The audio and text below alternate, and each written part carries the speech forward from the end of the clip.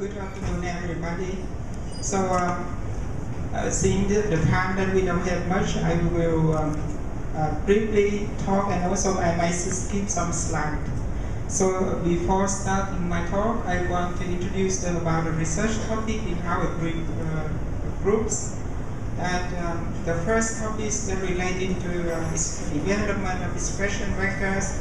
Is mainly for use for protein production, and the second topic that would be the bioinformatics. We mainly focus on gene expression, and also gene function, and also the database. And the third subject that would be on the estrogen receptor and cofactor interaction. And the last one that we mainly focus on the development of the assays for kinase. So the talk I will give today, that would be the study on the nuclear receptor and cofactor interactions.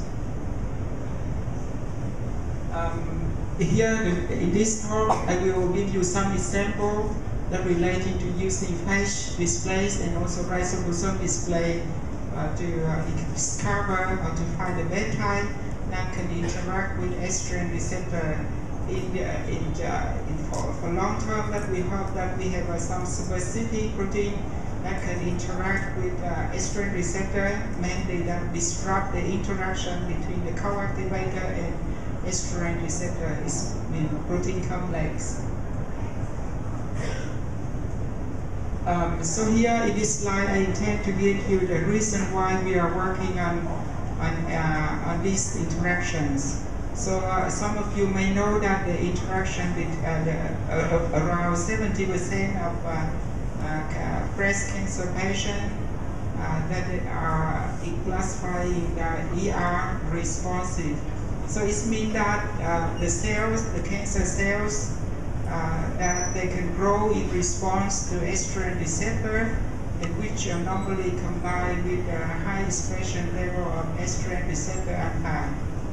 And to treat such cancer, there are two kinds of drugs. The first kind that is estrogen, we call that, it depends on tamoxifens. Normally that helps to block the estrogen receptor activities in breast cancer cells, and by preventing estrogen receptor, by preventing estrogen, that is the hormone binding to the estrogen receptor.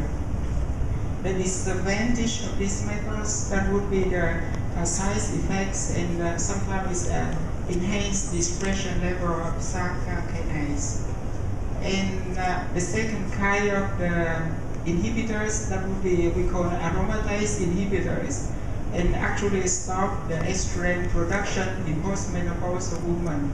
And the advantage of these drugs, that is, they cannot be taken by women who have not yet gone through the menopause. Based on that observation, a new strategy to develop the so-called co-activator binding inhibitors has been proposed. In order to develop such peptides or such drugs, the understanding of the molecular level of the interaction need to be studied. So here I borrowed the pictures to show that here you see that the blue would be the estrogen receptors, and here the estrogen receptor is interact with the co-activator. It's called SRC, and in the presence of the estrogen receptor that is binding here. And with this interaction, the activities of the estrogen receptor, or I would say that the downstream gene that mediated by estrogen receptor can be active. In my subject, the subject here that we mainly interest this interaction, estrogen receptor, ligand domain with the SRC1.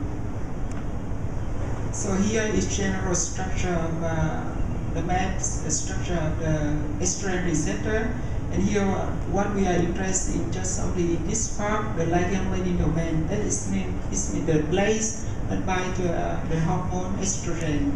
And here the crystal structure that I want to show here, that is the helix, the peptides, is normally is from a co-activator or some the repressor that can bind. And normally they have a special motif, they call XL motif. And in this green region that they have this part they call helix count, and normally that it can modulate the binding of the co-activator or the co-repressor. And here at the beginning of this helix 12, they have it's not shown here, but they have a special amino acid tyrosine, and especially at this position, normally they can modify to with a phosphate group. And we especially interest in this phosphorylation, especially here in this skin. It should be somewhere here, and for the other estrogen receptor beta, it should be somewhere here. So here that is the crystal structure that is from Earth. That's not from here, but it's with the group in the Netherlands. So and here that I want to show you again here, that is the tyrosine that have a phosphorylation that is in the sticks, and here that the black helix, that would be the peptide with RS motif that bind to here, is derived from co-activator SAP1. And what I want to show here, that would be the surface charge potential between the three different structures of estrogen receptor alpha, estrogen receptor beta, and estrogen receptor beta with the phosphate group. And here that would be, I mark here in these the region number 1 and number 2. What you will see here, that is the red color is changing in different structures. And the red is the red region is represent for the charge is in the negative charge, and this the blue or deep blue, that would be the positive charge.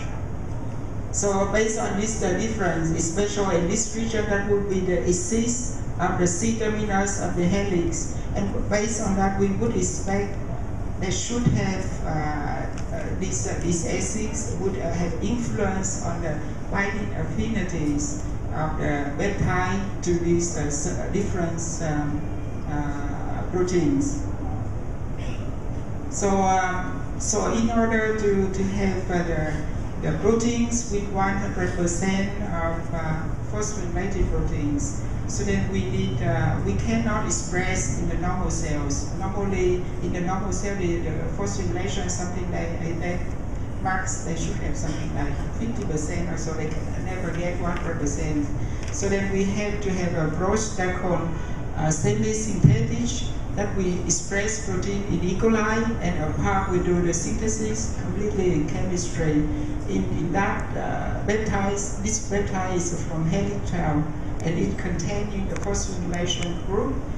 And then after that we do the native chemical ligation, and then of course purify, and then we get the proteins. And in that protein we have a completely have a phosphorylation group. So at the end we have a 4 construct with 2 estrogen receptor alpha and 2 estrogen receptor beta. They have a with and without phosphorylation group. And then we use such beta, such proteins, and then after that we press displays. And then we do screening sequence, and then here that the figure that's from the logo sequence. And then after that, because we want to see the region that interests would be the C terminal, the 6 of the helix 12. So then we calculate the BI. And then based on that, we see that the interesting that the BI, especially here, that the very basic and peptides that can bind the basic is with less binding, while the acidics that is really high binding to the estrogen receptor beta. And from that, we select some of those peptides.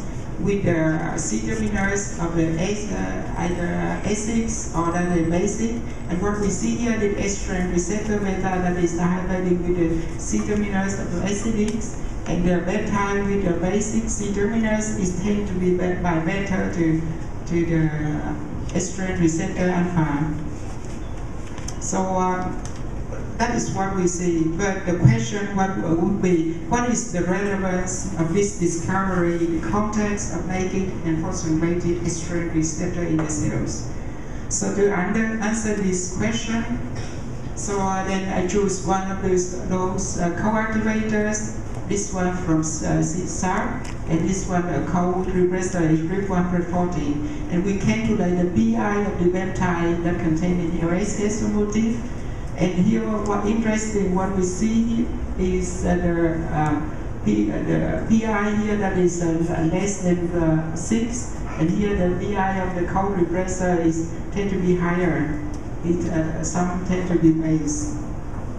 So based on this experiment, so then we propose the model. I will not go into so details in this, but what I would want to say here, the normal cells with RIP140 and also a co-activator. And the RIP normally is binding to large fraction of this binding to here is compared with the interaction of co-activator. Therefore, a small fraction of estrogen receptor alpha is recruited by cells. And here that is example for cancer cell with increasing of CSAR, and then of course with this increasing, and then the phosphorylation of the estrogen receptor increasing here using the Y level increasing, and by that way that can enhance the recruitment as SX1 by estrogen receptor alpha. And here, that is a stop the other topics. Here I just want to give you one slide related to also batch display. But this time we didn't use the helix alone, we use structural peptides. And with this 2 disulfide bridge, and in the end we could screen, and we can get the peptide that combining specifically to estrogen receptor. And here that is the other topics that we use ribosome displays. And in this case, the size of these libraries is about 10 to the 13. And then, of course, we also do the screening and sequence. And then after sequence, we also have to synthesize and measure the binding affinities in vitro and various methods in vitro in the cells, and also we do the crystal studies. And in this, what I want to point out here, that what we see is really special motif, that the proline in both sides of these helix tails. And the interesting that we got 2 proline, and then we can introduce additional hydrogen bond to the estrogen receptor. So based on this, with this hydrogen bond, it can enhance the binding affinity of the peptide to the proteins. So here that is our conclusion, that is FACH and ribosome replace could be used to study estrogen receptor and cofactor interactions. And secondly, the work has provided a fundamental molecular insight into the regulation of estrogen receptor and cofactor interaction. I would like to thank this organization that supports us to do the research projects. And here that is my research group. Thank you.